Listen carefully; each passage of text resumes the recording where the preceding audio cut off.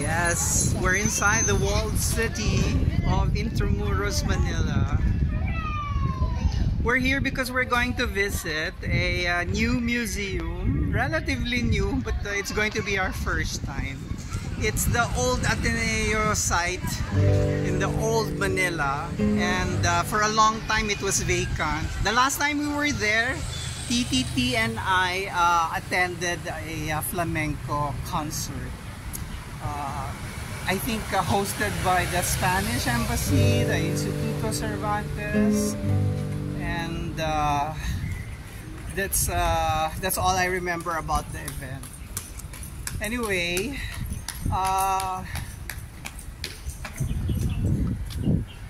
I forgot now what to say.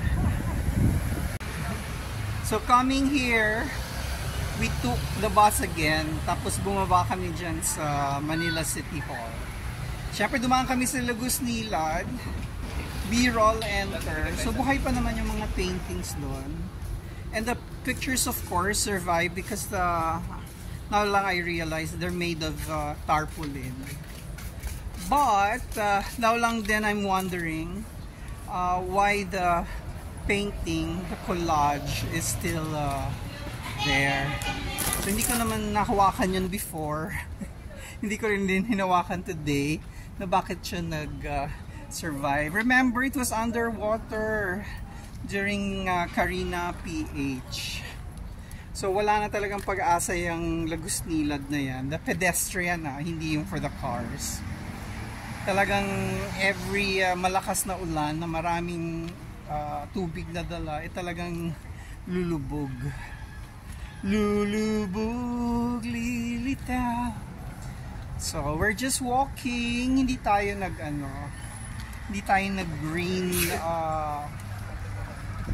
so we're just walking. Hindi tayo nag-pedicab, ang daming tuk-tuk, ang daming pedicabs here. May mga kalesa din, there's the kalesa. Maliit lang naman ang Intramuros, and this museum is going to close at 6. Magfo 4 na. So, we have to walk a little faster. Umiikot pala itong dinaanan natin. I know where it is, but I'm not kinda sure where also. Ay, nako. Kasalukuyan nasa tayo, panulukan ng General Luna and Muralla.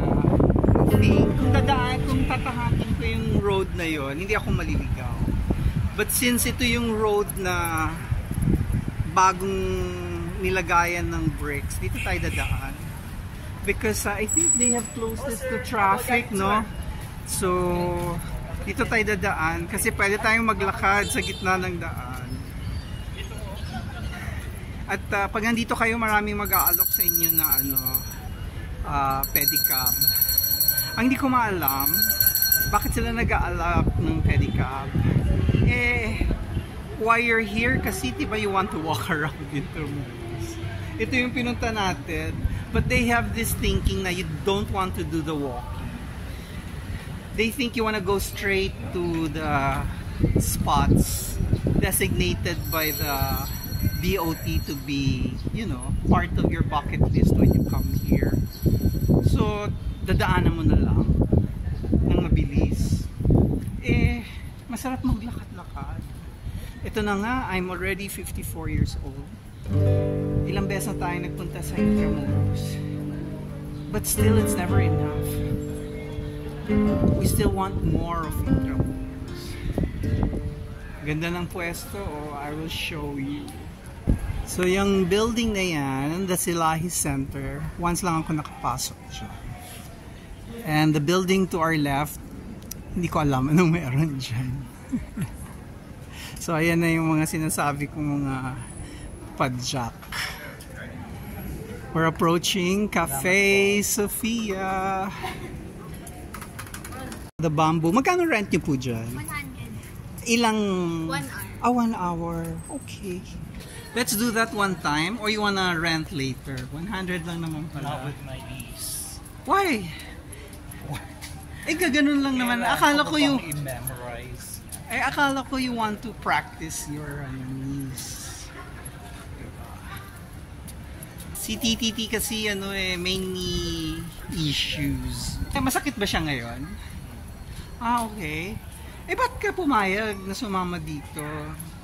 If I invite you, you can always say no, masakit ang knees.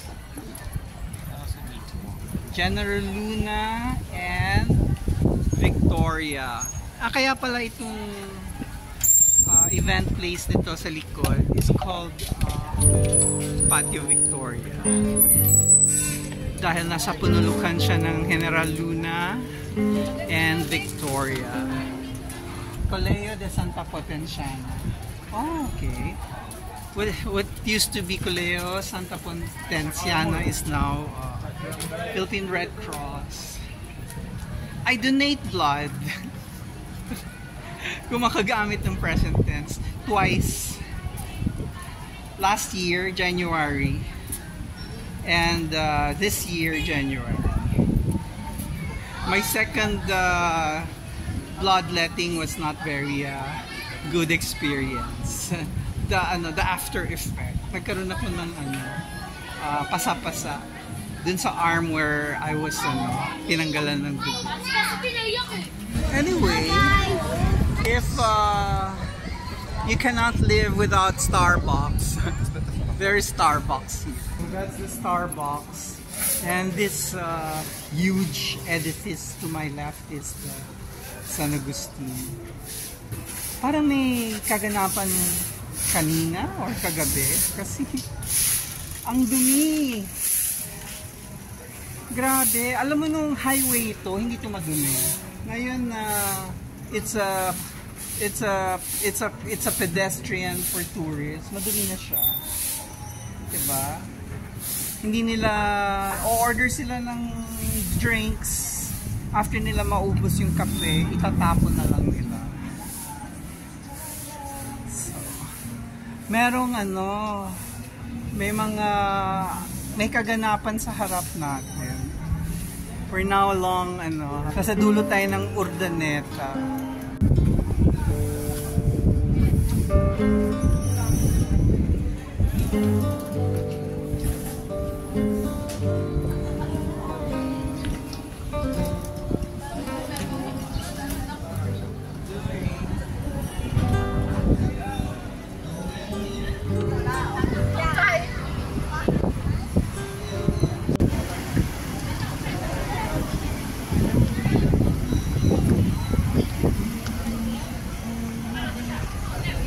So merong mercadillo. Pwede nating balikan yan because I guess hanggang gabi yan. So ito yung Cafe Intramuros, and then the Church of San Agustin. So doon tayo pupunta. Kawawa naman yung mga kalesa, nakatenga lang, walang ganap.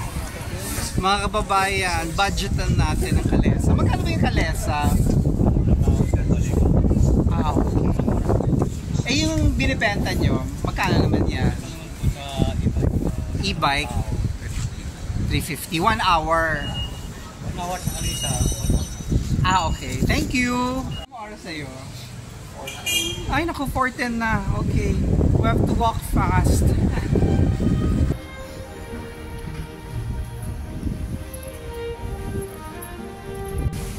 Wow, sarap na.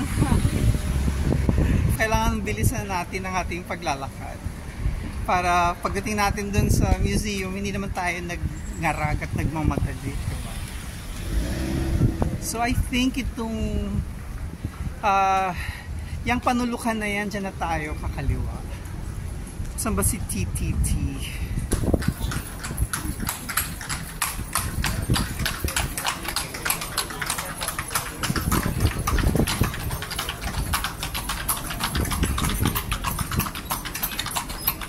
Marami Spanish speaking, no? Napansin mo? Galing 6. Ganon, lahat sila galing sa instituto. So, this is it. This is it. Ta-da! Tara! Yarn, wag na tayo kumanta. Hindi naman natin mapapanindigan. So yan ang tinatawag nilang Museo de Intramuros.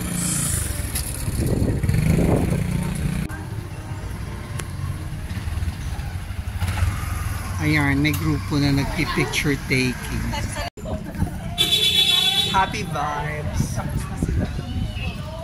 So kami naman daw, sabi ni TTT ang magpapa-picture taking. Kasi sa malayo. Dito na, I don't have to be malaki.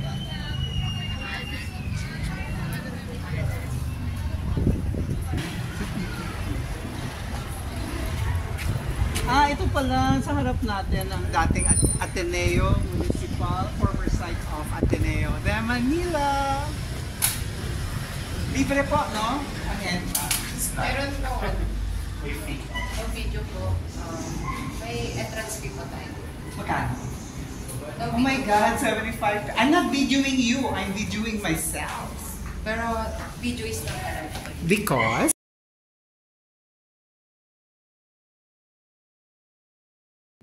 So yarn, sandali lang tayo. Medyo epic fail ang ating pagpunta dito. Nakalagay naman daw sa kanilang webpage na sarado yung interactive. Nag-check naman ako. So kailangan kong magbasa ng maigi kasi hindi naka-highlight na yung interactive sarado. Pero nakita ko na bukas sila hanggang 6 p.m. So yun na nga, wala tayong masyadong papakita sa visit natin dyan kasi bawal mag-video. Hindi naman ako interested kunan masyado yung mga relics, yung religious, yung mga retablo, yung mga procession, yung mga ganyan. But anyway, hindi na rin ako nakapag-video kasi nga dinawalan tayo, diba? So yun lagi ang issue ko. Ang dami-dami nilang signages around the place for institutions like this, pero there's no sticker, there's no signage that you cannot take videos. So sabi pa nga ng isang kausap ko, sa National Museum bawal mag-video. Sabi ko hindi pwede mag-video doon. Pag pumunta ka doon sa entrance, step 1, 2, and 3, then doon sa baba may nakalagay na you can take videos, but the guards, the security person cannot agree which one is bawal and which video is not, kasi you can clearly take videos. Yung experience ko noon dati sa National Museum, lumabas kami sa labas at pinakita niya yung dapat bawal. Sabi ko hindi, pwede, but they cannot agree nga ano ang video na hindi pwede. So ganon. So papakita ko yung mga signages na kinunan ko ng pictures sa loob nito. None of them says you cannot take videos, but they will approach you and say no, you cannot take videos. Yarn. So, sino ba dapat lapitan natin? Ched, you should allow videos. Or if you cannot allow video, allot signages. Magkano lang ba magpagawa ng signages na no videos allowed? The reason why I'm here, I saw it on video, diba? I wouldn't have been here because I read it. No, I saw it that there's video. That's why I'm here.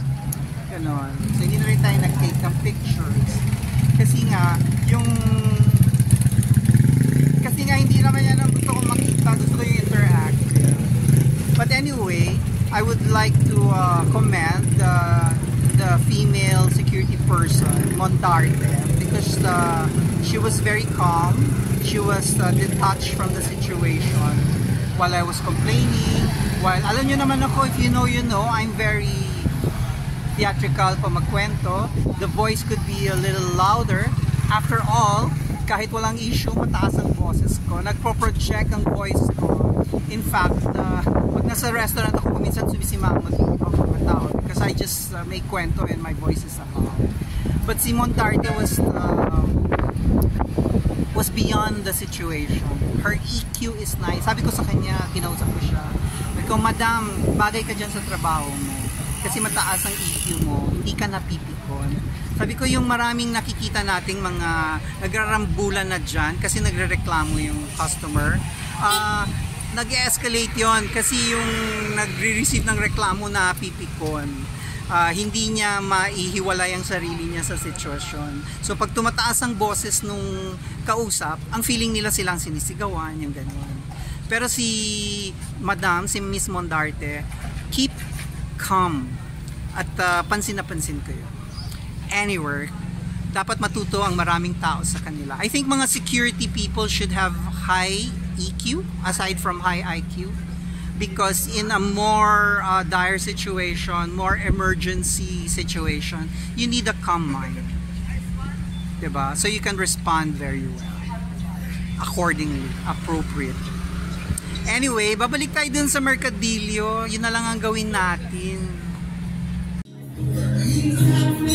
We're back at the Mercadillo. Bakit may maingay? Ano yung maingay? May parrot. May mga parrots doon. Nakakulong. Kawawa naman sila. Pangdagdag pa sila ng sound effects na parang may mga ibon dito. Anyway, sabi ni TTT, I've been craving for lechon. And there's lechon. Sabi ko parang wala namang rice. But I read there, lechon with rice, 150. Ikaw? Dalawang rice na lang. Gusto mo? Meron 1/4 po. Magkano yung 1/4? Ang mahal yung Jackson. Hindi, isa na lang ganyan. Ako lang ang kakain siguro. Tignan namin kung gaano karami lechon ang ibibigay mo sa akin. Yarn. Sir, opo na kayo, sir. Oo.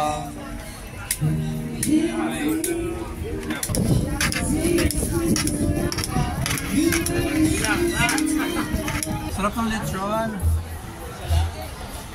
Kaya yung paso natin malapit sa yung kanal sa ilalim ng daan. So may ipis. May asong maaligid sa akin. Sabi ko sa kanya, hindi ko siya bibigyan kahit na umaaligid siya sa akin. Yan, umalis tuloy.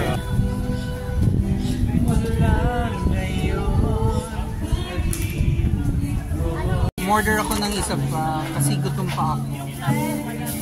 It's a lumpiang lechon. 35 pesos. Antigas.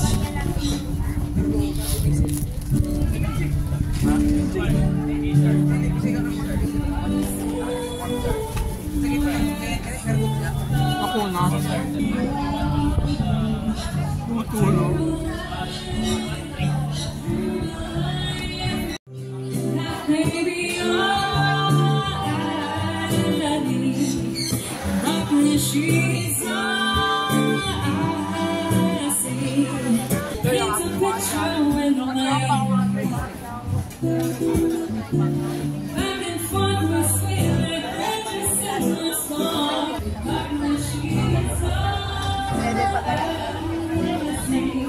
Hindi ka kakain?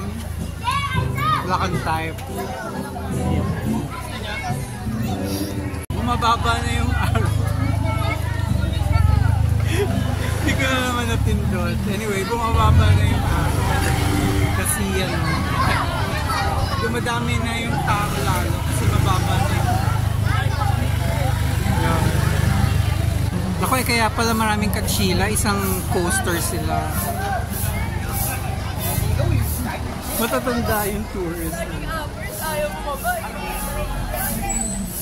So dito lang tayo sa may San Agustin at sa Cafe Intramuros kung saan nakaupo si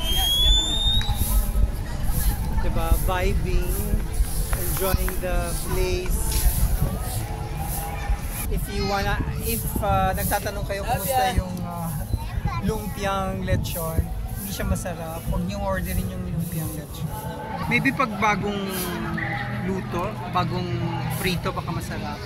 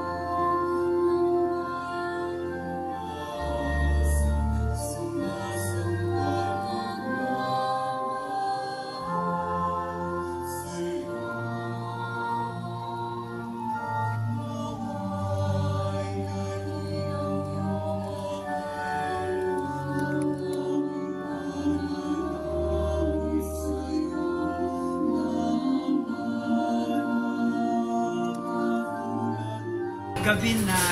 Dito na kami magdi-dinner sa Intramuros ni TTP. Pumasok kami sa Ristorante del Mitre. Ayan, yung kanilang menu. Nakakatuwa dito kasi yung mga pangalan ng main courses nila, mga pangalan ng mga arsodisto. Siguro mga favorite po tayo nila. So anyway, makikita niyo yung order namin. Ano lang, Bicol Express. Isang viand lang. Yung mitre, ano ba ang mitre? Yung sombrero ng papa or ng arsodisto. Anyway, baka wala na akong ma-shoot after this. Please like and subscribe.